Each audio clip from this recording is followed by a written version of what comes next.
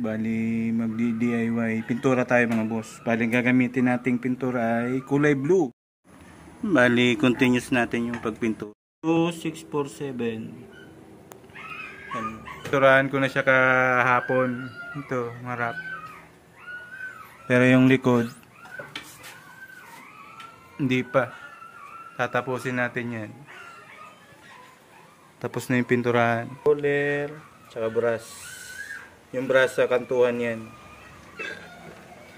Siyempre bago mag-umpisa, magkakape muna tayo mga boss. Magkape. Hindi natin kasi manipis yung iba. Ito manipis to. Dudublehin natin yung maninipis. Pwede naman yan double coating. Kasi wala tayong primer. Takpan ng iskasti para di mapinturahan. Yan. Pwede rin pinturahan para hindi kalawangin. Pero ako hindi, para medyo maganda naman tingnan. Tatanggalin yung mga sobra-sobra. Tatanggal naman yan.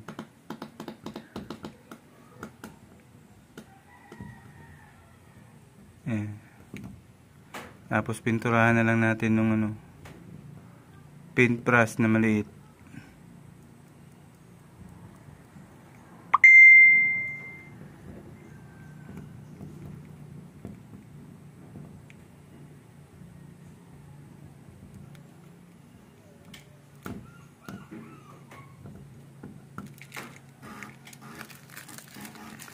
Yung paintbrush na maliit para mapinturahan yung Pwede rin tanggalin nyo rin ng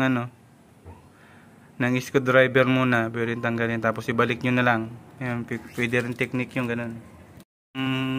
Door handle, di ko pa siya nabilhan. Kaya di pa mahirap. Pwede rin tanggalin yun. Wala pang mga lock yun. Nandito nakabili na tayo mga boss. Hindi ko lang siya nabidyohan nung binili ko. Ayan. Ang di ko lang nabili yung lock kasi malalaki yung natira doon. Siyempre para pag umalis tayo may lock yung bahay. Ayan. Lock lang. Tapos ito sa CR. Pinto ng CR.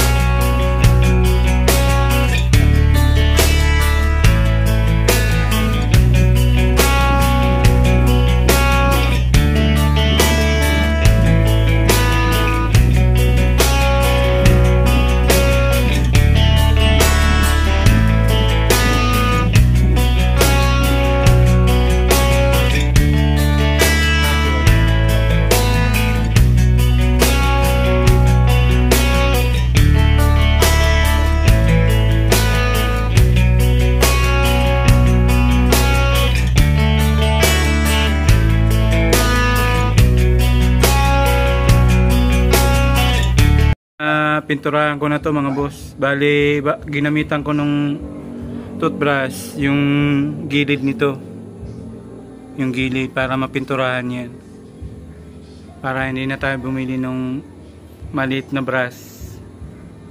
Yan, DIY lang naman to. Bakit ba kailangan pinturahan yung pinto? Para tumagal po yung buhay niya mga boss. Yun po yung doon. Kahit na ordinary lang siyang pinto, basta malaga, tatagal siya sa ulan. Kaya may pintura yan mga boss, kabilaan. Yun, may pintura din yun. Pansin nyo yung mga bangka, mga mangingisda, para tumibay yung bangka nila.